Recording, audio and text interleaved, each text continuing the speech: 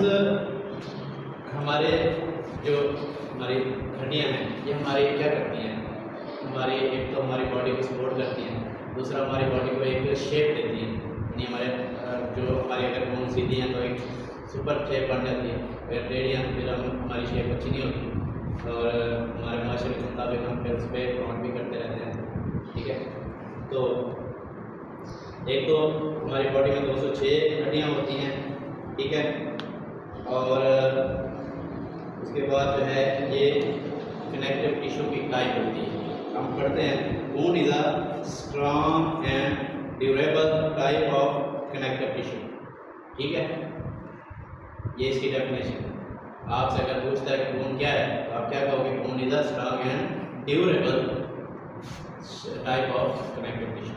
ठीक है, अच्छा इसके फिर आगे क्या है जी, ये कनेक्टिव टिश्यू से कैसे बोन बनती है। अच्छा, बोन को मेडिकल में ऑस्टियो के नाम से जाना जाता है। किस नाम से? ऑस्टियो। ठीक है, अच्छा तो ये क्या होता है, ये कहता है जी बोन जो है वो osseous tissues also consist of cell and intercellular substance और मैट्रिक्स।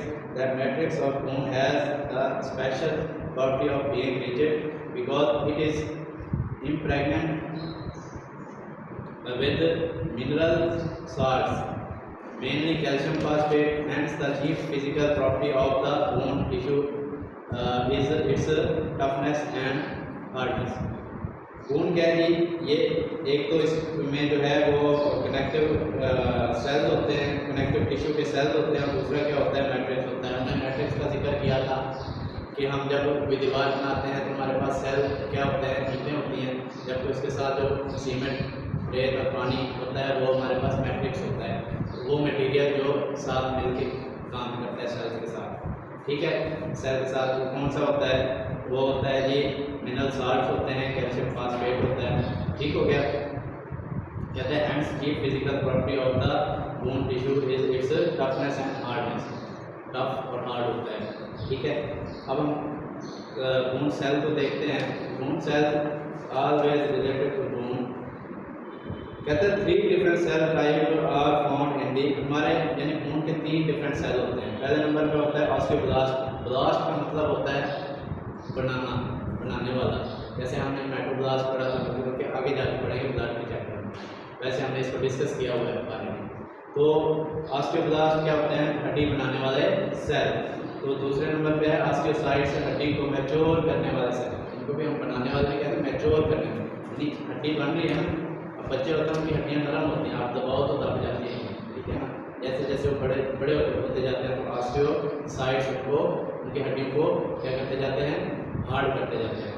अच्छा, उसके बाद क्या होता है जी, तीसरे नंबर पे है ऑस्टियोक्लास्ट। ये क्या कौन से होते हैं, ये बोन डिसॉल्विंग सेल होते हैं, हड्डियों को तोड़ने वाले सेल। जिस तरह हमारी उम्र 40 से बढ़ती है तो फिर हम अगर गिर पड़ें तो हमारी हड्डियाँ टूट जाती हैं। अगर हम 40 से नीचे हैं तो हम गिर पड़ेंगे कुछ नहीं होता। ठीक है, मैं बाइक से 3 दफ़ा गिरा हूँ, तीनों दफ़ा में मुझे कुछ, 2 दफ़ा में मुझे कुछ नहीं हुआ, तीसरी दफ़ा गिरा हूँ मेरी हड्डियाँ टूट गई हैं। उस वक्त मैं 40 से 1 साल ऊपर था। ठीक है ना, तो हम जैसे ही 40 क्रॉस कर जाते हैं तो ऑस्टियोब्लास्ट जो है ये इस वजह से ज़्यादा होना शुरू हो जाते हैं और हमारी हड्डियाँ टूटना शुरू हो जाती हैं। अब ये देखिए हड्डी की शेप दी हुई है, इसको हम बोन मैट्रिक्स में ही कर देते हैं इसको डिस्कस। बोन मैट्रिक्स क्या होता है, ये bone matrix consist of inorganic and organic components. Inorganic को हम आगे जाके देखते हैं, जबकि ऑर्गेनिक हमने पढ़ा था कि जो हाइड्रोजन और कार्बन वाले कंपोनेंट्स होते हैं उनको हम ऑर्गेनिक कंपाउंड कहते हैं। क्या कहते हैं, ऑर्गेनिक कंपाउंड। उसमें हमने कोलेजन, अभी रिसेंटली पीछे पढ़ी हमने कोलेजन प्रोटीन, जो हमारे बालों को बनाने में भी काम आती है, हमारी हड्डियाँ बनाने में भी काम आती है। आप हड्डी को पकड़ो ना तो ऊपर से स्लिपरी होती है। ठीक है, हड्डी जब हम पकड़ते हैं स्लिपरी होती है। अभी जब हड्डियाँ आएंगी ना कुर्बानी में, आप पकड़ के देखो स्लिपरी होती है, हाथ से निकलने लगती है। अगर आप उसको शाफ्ट से पकड़ते हो, अगर इधर से पकड़ते हो सीधे से, तो फिर आप पकड़ सकते हो, इधर से पकड़ते हो स्लिपरी होती है। वो जो स्लिपरी वाला जो होता है वो कोलेजन प्रोटीन की वजह से। ठीक है, तो ये कौन सा होता है, 35% जो होता है वो ऑर्गेनिक कंपोनेंट्स होते हैं बोन में, और 65% जो होता है वो इनऑर्गेनिक होते हैं। 35% ऑर्गेनिक होंगे और 65% इनऑर्गेनिक इनऑर्गेनिक इनऑर्गेनिक। ठीक है। अच्छा, ऑर्गेनिक में हमने देख लिया कि कोलेजन है जो बोन का स्ट्रक्चर बनाती है, जबकि इनऑर्गेनिक में पढ़ते हैं the inorganic mineral components of bone matrix is responsible for hardness of bone tissue and constitutes about 65% of dry weight of bone are calcium and phosphorus। जो मेनली दो मिनरल कह लो, कंपोनेंट्स कह लो, कुछ कह लो हमारी हड्डियों पे होते हैं, वो क्या होते हैं? कैल्शियम और फास्फेट। आपने देखा होगा कि बच्चों को दूध ज़्यादा पिलाया जाता है, ज़्यादा दिन बढ़े, तो जो बच्चे जैसे दूध पीते हैं तो उनकी हड्डियाँ बढ़ती हैं, हड्डियों में बढ़ोतरी होती है। कुछ बच्चे होते हैं जो दूध ना पसंद करते हैं, आप अगर असेस करें तो उनके काफ़ी छोटे रह जाते हैं, उनकी हड्डियाँ नहीं बढ़ती। और उसके अलावा फास्फेट जो है वो दूसरा मेन कंपोनेंट है। आपने देखा होगा कि प्रेग्नेंट लेडीज़ को आप कैल्शियम की गोलियां देते हो खाने के लिए, ताकि उसको भी फ़ायदा हो और उसके जो अंदर बच्चा पल रहा है उसको भी फ़ायदा हो। तो कैल्शियम एंड फास्फेट के बाद क्या कहता है जी? कहता है जी बाकी इसके अलावा जो substantial quantities of sodium carbonate और सोडियम सिट्रेट होता है, या मैग्नीशियम कार्बोनेट और मैग्नीशियम सिट्रेट होता है, आल्सो फाउंड इन कौन सा कहते हैं जी? Inorganic compounds. Calcium and phosphorus occur as minerals, calcium और फास्फोरस भी इसमें होता है। तो अगर आप हड्डी देखें तो हड्डी कुछ इस शेप की होती है, हम इस तरह बना देते हैं, ठीक है? हड्डी इस शेप की होती है। अब ये वाला जो इलाका होता है इसको हम कहते हैं स्पॉन्जी, ठीक है? स्पॉन्ज बर्तन धोती हो आप, तो स्पॉन्ज का पता है ना, उसके अंदर पानी चला भी जाता है और उसको निचोड़ भी सकते हैं, तो बर्तन धोने में एक स्पॉन्ज काम आता है। तो ये इस तरह का इसका जो है आउटलुक होता है। जब हम इसको काटते हैं ना, अभी काट के रहेगी आपके सामने, तो स्पॉन्ज टाइप का होता है, लेकिन होता हार्ड है वो भी। लेकिन हम अक्सर जब खाना खा रहे हैं तो पास कर हम वो हड्डी चूसने का भी मन करता है। तो ये जो है ये स्पॉन्जी, इसकी जो है एंडिंग होती है, और ये जो शाफ्ट होती है इसको शाफ्ट भी कहते हैं और इसको डाइफेसिस भी कहते हैं। क्या कहते हैं? डाइफेसिस। और इसको क्या कहते हैं? एम्फेसिस। देखिए एम्फेसिस लिखा हुआ है, ठीक है? तो ये शाफ्ट जो होती है ये कॉम्पैक्ट बोन होती है, ज़्यादा हार्ड होती है। ये जो है स्पॉन्जी बोन होती है। कौन सी होती है? स्पॉन्जी बोन होती है। ये वाली जो होती है ये कॉम्पैक्ट बोन होती है। ठीक हो गया? अब हम पढ़ते हैं टाइप्स ऑफ बोन में, तो हमें पता चल जाएगा। कहता है ऑन माइक्रोस्कोपिक एग्जामिनेशन और 2 types of bone tissue can be seen in cross section of bone. पहले नंबर पे कौन सी है? कॉम्पैक्ट, ये वाला, और दूसरे नंबर पे कौन सी है? स्पॉन्जी, ठीक है? अच्छा, जो कॉम्पैक्ट होती है वो कहता है parent as dense areas without cavities, इसमें कोई कैविटीज नहीं होती, और ये डेंस होती है, गाढ़ी होती है और सख्त होती है, जबकि इधर कैविटीज होती है। कैविटीज आपको बताया था कि कोई भी सुराख, ठीक है? जब ये बोन स्पॉन्जी बोन देखें तो इसमें कई सुराख होते हैं, तो इसको हम कैविटीज कह सकते हैं। स्पॉन्जी बोन कहता है which the bone in which the bone substance is in the form of cylinder, ठीक है? तो ये सिलेंडर के फॉर्म के होते हैं। आगे कहता है जी स्पाइकुलस एंड ट्रेबिकुलाई और स्पाइकुलाई separated from each other by numerous interconnecting cavities।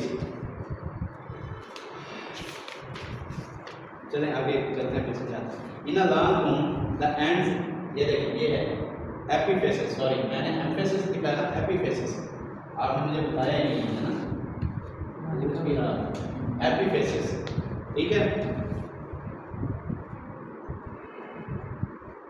इधर कौन सा फेस ये आता है, ठीक है? और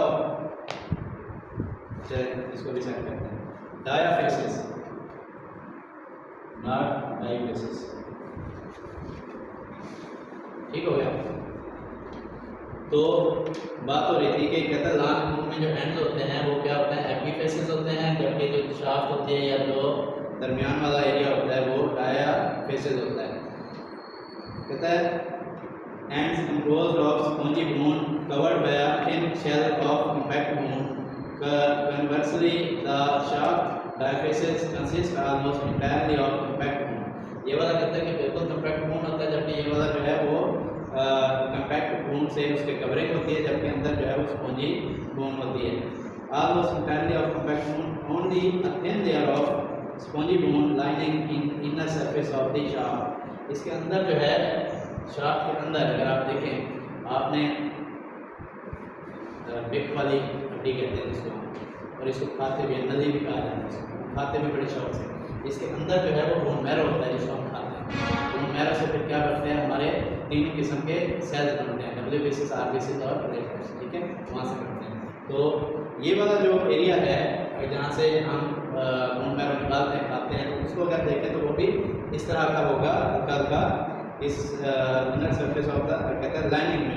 कौन सा होता है, lining in the inner surface. अच्छा, वो कहते हैं ये इनकी एग्जांपल में कौन सी आती है, लास्ट बोन के एग्जांपल में आती है फीमर, टिबिया और फाइबोला. टिबिया फाइबोला याद है जी, बोलो. टिबिया फाइबोला याद है, नहीं याद? आपको याद बोलो. इसमें शर्माने क्या बात है, टाइम ज़ाया हो रहा है. ये देखिए, ये वाली जो बड़ी हड्डी है आपकी पूरी बॉडी में बड़ी हड्डी होती है फीमर. ठीक है, और ये वाली जो ऊपर वाली है टिबिया, इसके नीचे होती है फाइबोला. ठीक है, और एक और होती है इधर, ये वाली जो बड़ी होती है ये ह्यूमरस. ठीक है, आगे चलते हैं शार्ट बोन की तरफ. कहते हैं short bone consist of core of spongy bone completely covered by a layer of compact bone. Examples include short bone में कार्पल्स. कार्पल पता है किधर थी, वो डाल सकते, ये यहाँ पे कार्पल जो 8 कार्पल होती हैं, 8 बोन होती हैं. दादा ना डार्सल जो है वो 9 होती है, के साथ होते हैं. ठीक है, अच्छा, इस तरह वो कहते हैं कि शार्ट बोन में, अभी शार्ट बोन होती इसी तरह की है, लेकिन उसकी छोटी होती है, थोड़ी सी इस तरह बन जाती है, इस तरह बन जाती है. ठीक है, उस ये टोटली स्पॉन्जी टाइप होती है. ठीक है, और ये इसकी जो कवरिंग होती है वो कॉम्पैक्ट होती है. उसके बाद वर्टिब्रा. अच्छा, इरेगुलर बोन. इरेगुलर बोन में वर्टिब्रा है और कुछ दिमाग की, सॉरी, स्कल की हड्डी है. ये इरेगुलर होती है, इनकी कोई शेप नहीं होती, कभी इधर से बड़ी कभी इधर से छोटी है. अच्छा जी, फिर है फ्लैट बोन. फ्लैट बोन में स्टर्नम, रिब्स और कुछ स्कल बोन्स होती हैं. ये जो ऊपर होती है ये फ्लैट है बिल्कुल, और उसके बाद रिब्स हैं हमारी पसलियाँ. उसके बाद स्टर्नम है, ये वाली, ये हंसली की हड्डी, और सॉरी स्टर्नम इधर है, स्टर्नम इधर है. ठीक है, ये क्लेविकल होती है. और उसके बाद सीसामाइड बोन, मैंने आपको पटीला पढ़ाई थी. सीसामाइड का मतलब होता है तेल के जैसे. ठीक है, तेल देखा कभी हाथ में पकड़ में, उसकी शेप, उसको ज़रा गौर कर देना, वही सीसामाइड. कहते हैं माइक्रोसॉफ्ट स्ट्रक्चर ऑफ बोन जो है उसमें अगर हम इसको देखें माइक्रोसॉफ्ट में, तो क्या होता है ये, the most characteristics feature of the bone tissue is the laminar structure. Laminar होता है, इसमें पत्ती या तहें होती हैं, जिसे हम देखते हैं ना दरख्त को, एक तह होता है. इसी तरह का जो है हमारी हड्डी जो होती है वो इसी तरह की होती है. ठीक है, बर्थ के जैसे. लेमिनर स्ट्रक्चर होता है. The bone matrix is arranged as layers of laminar ranging from 3 to 7 micrometer in thickness. जो मैट्रिक्स होता है वो अरेंज होता है लेयर्स की शक्ल में, और 3 से 7 माइक्रोमीटर की थिकनेस होती है इसकी. The collagenous fibers of lamella run parallel to each other. Parallel होता है बराबर, मिसाल वो और ये आपस में पैरेलल, वो कोना सीधा इसके बराबर और ये भी बराबर, दोनों एक दूसरे से बड़े छोटे नहीं हैं, इसको पैरेलल कहते हैं. वो कहते हैं कि ये जो लेमिनर स्ट्रक्चर होता है ये पैरेलल नहीं चलता है, ये बोन है, तो इधर भी जा रहा है और इधर भी जा रहा है, इधर भी जा रहा है और इधर भी जा रहा है. परसों का हेलिकल और स्पाइरल कोर्स. अब ये देखें कॉम्पैक्ट बोन ऊपर से तस्वीर में दी हुई है, उसको अगर आप मोबाइल में देखें तो ज़्यादा अच्छा नज़र आएगा. और ये आगे देखें कैंसिलस बोन है जो दरमियान में है, जिसको मैं यहाँ पे मैंने शो किया और आपको बताया स्पॉन्जी टाइप बोन होती है. जिसको आप खाने में भी पसंद करते हो। आगे है ये फंक्शन ऑफ बून। हमने इसको बून का क्या क्या देख लिया, बून का पता कर लिया, बून क्या होती है, कितने सेल से बनती है, इसका जो टाइप्स कितनी है, और इसमें जो है इसका जो मैट्रिक्स है बून का वो कितना है, टाइप्स कितनी है। अब हम इसका फिर इसका हमने माइक्रोस्कोपिक स्ट्रक्चर देख लिया। अब हम इसके फंक्शन पढ़ते हैं और फिर इसको हैंडल करते हैं। बून है वैरायटी ऑफ फंक्शंस, ठीक है। पहले नंबर पे कौन सा फंक्शन है जी, provide the framework of the body. आप इसको स्ट्रक्चर भी कह सकते हो, provide the structure of the body. नजर आ रहा है ना? अच्छा जी, दूसरा नंबर पे है जी give attachment to muscle and tendons. आगे लिखा हुआ लिगामेंट्स। अच्छा, लिगामेंट्स और टेंडन में थोड़ा सा फर्क होता है, अगर आप पसंद करें तो मैं आपको बता दूँ। टेंडन जो होते हैं ना, टेंडन वो क्या करते हैं, मसल्स और बोन को मिलाते हैं, ठीक है, मसल्स और बोन को मिलाते हैं प्लस बोन, ये होते हैं टेंडन। बराबर है टेंडन। टेंडन की मैंने एक मिसाल भी दी थी, आपको याद हो या नहीं याद हो। और लिगामेंट जो होते हैं,